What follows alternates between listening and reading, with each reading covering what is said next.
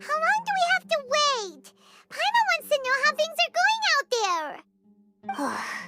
Paimon hasn't heard any sounds outside for a while. Hopefully something bad didn't happen. Yeah, but aren't you scared that we might be locked up in here for the rest of our lives? Thinking about it, at least Paimon has you. We could still chat like this. When Paimon thinks of Nahida being imprisoned alone in the sanctuary of Surasthana, Paimon can't help but feel sorry for her.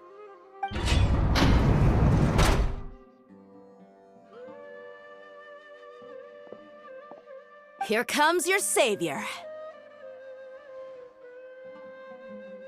Dia! Paimon just knew you would come to rescue us! You two really owe me some big thanks. I had to search through who knows how many guards to find the key here. It felt even more tiring than whacking them. I'm exhausted. Thanks a lot. Need Paimon to rub your shoulders? No, that's, I'll pass. What are you afraid of? Oh, are you ticklish? Now isn't the time to talk about being ticklish. Things in the city and on Sino's side are both going well.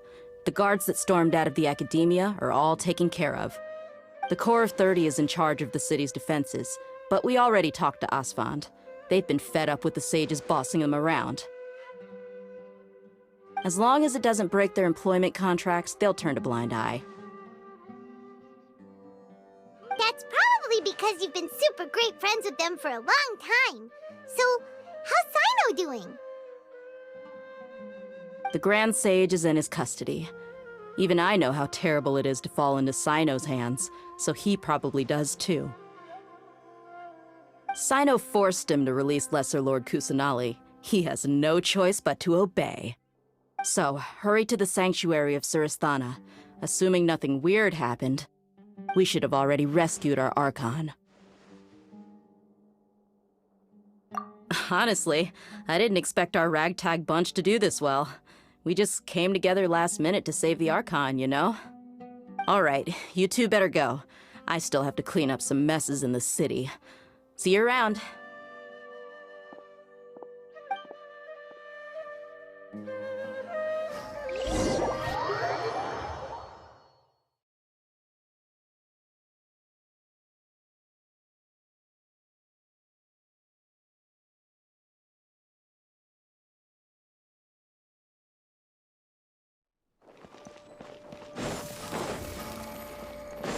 Huh?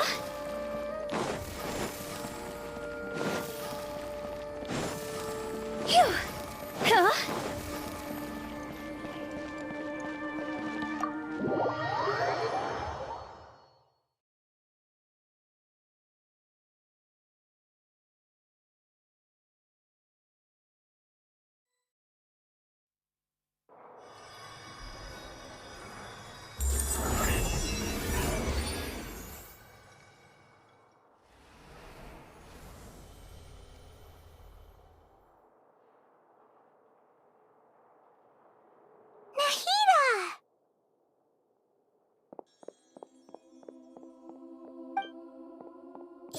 Should I say it's nice to meet you? This is the first time we've met in real life. Before, we've only met in dreams, consciousness, or when I was in someone else's body. Thank you so much for coming to rescue me, but I also need to apologize. During this time, I did some self-reflection. My sense of inferiority and yielding to the academia led to all of this, and created so much trouble for you all. Exactly! We're here because you're a good Archon and one of our friends! Thanks, you too. Amazing. So this is how it feels to walk out of that cage with my own body. It's like I just had an endlessly long dream. I can't even tell if I just woke up or was only now born into this world. My concept of self has become so clear. But now doesn't seem to be the time to indulge in this feeling. This is really embarrassing. You all just rescued an Archon, and now she needs your help to save her country, and even the entire world. It's okay. With you here, Paimon's sure that everything will work out. There's one more thing. What is it? For all the things the Academia did to me, and for all the folly it committed in the name of wisdom, as their Archon, I will make them pay. Ah! Wow! That's the spirit! You're finally standing up for yourself and not letting people walk all over you! I understand now. To be a better Archon, I first need to better myself. If you haven't even figured out how to be a caterpillar, how can you be a butterfly? Yes, true. That reminds me. I wonder how far along the Academia is with their god creation plan. We need to hurry and prevent the birth of that false god. I need to make some preparations. Since I'm now free, I can establish a direct link to the Akasha and control it. First things first, I need to remove the restrictions that the doctor put on me in the Akasha. After that, I'll make some adjustments and revoke the sage's permissions. The Akasha will then be like how it originally was, only operable by the Archon. After all, the Academia betrayed Greater Lord Rukkhadevata's trust. This might take some time. In the meantime, you should also work on your own preparations. If we don't stop the god creation plan in time, we'll be in for a tough fight.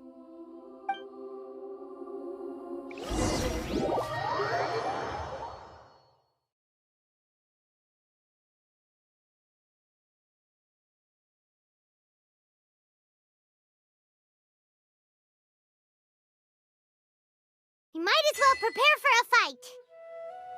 When we're done, we can take a walk around. After all, we missed out on a...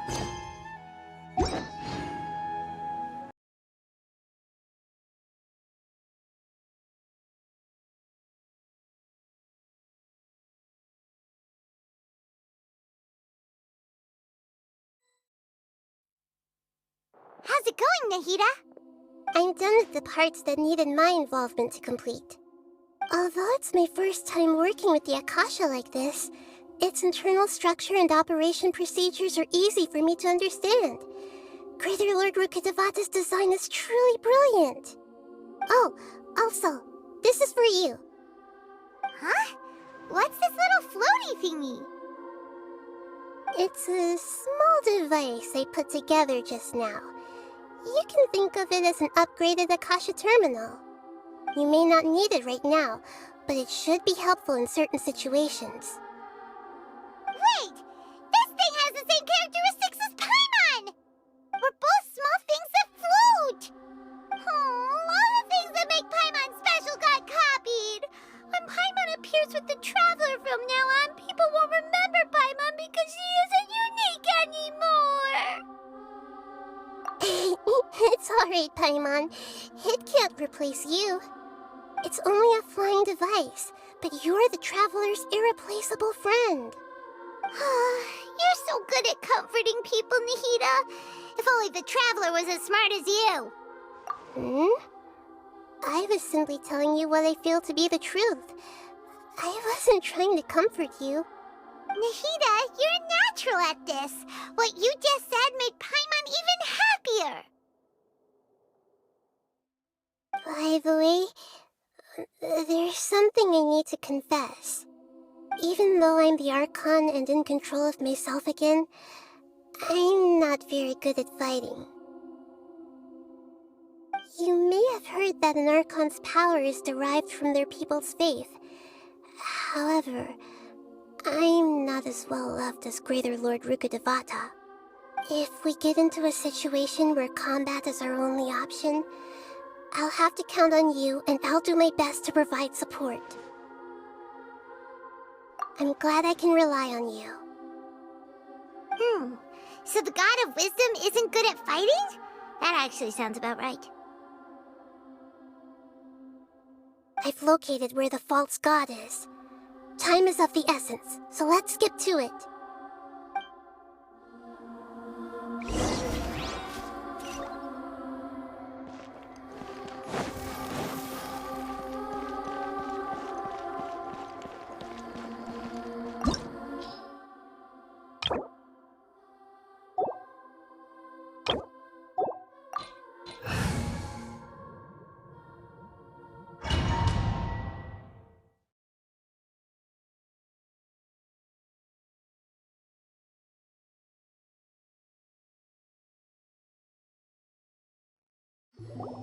What is this place?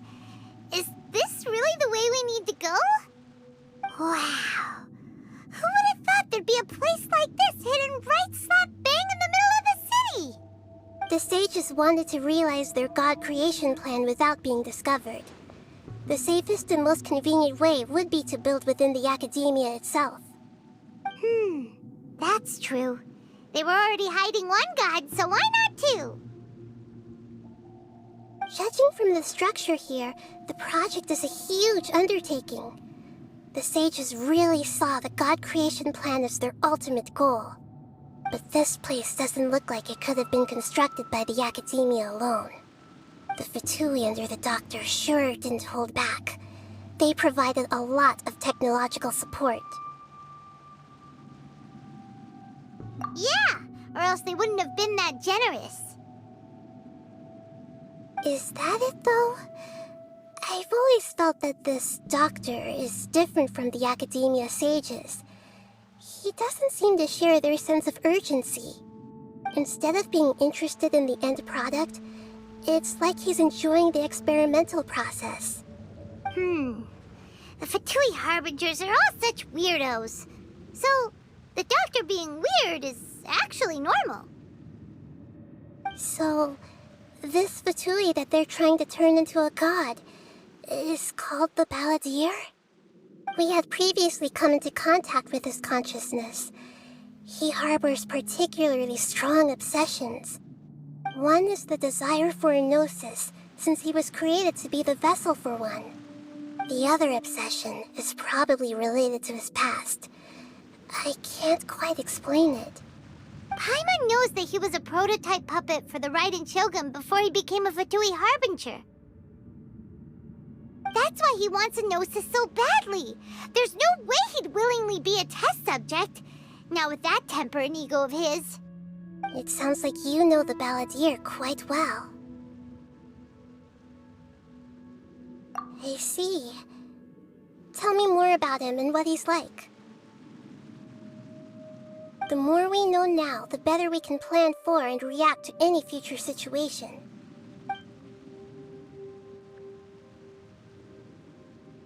Ah, I see. How fascinating. Alright, time to go. Let's get through here and meet him in person.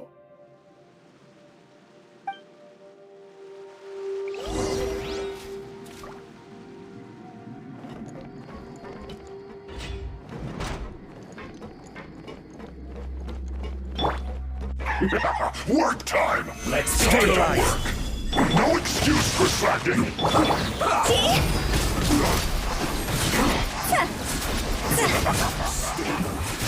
My duty.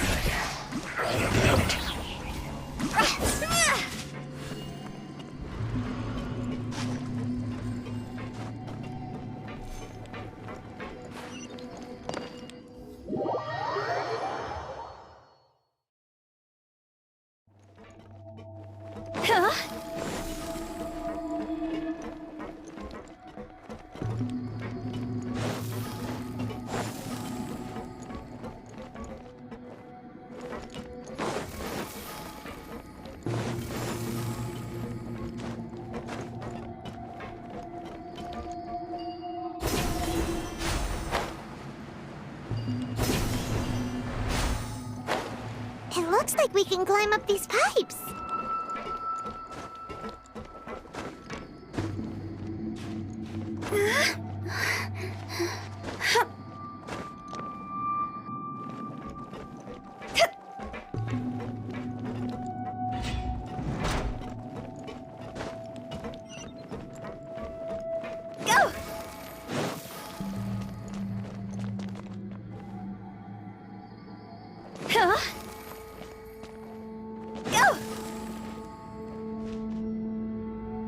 The pattern on the ground seems all messed up.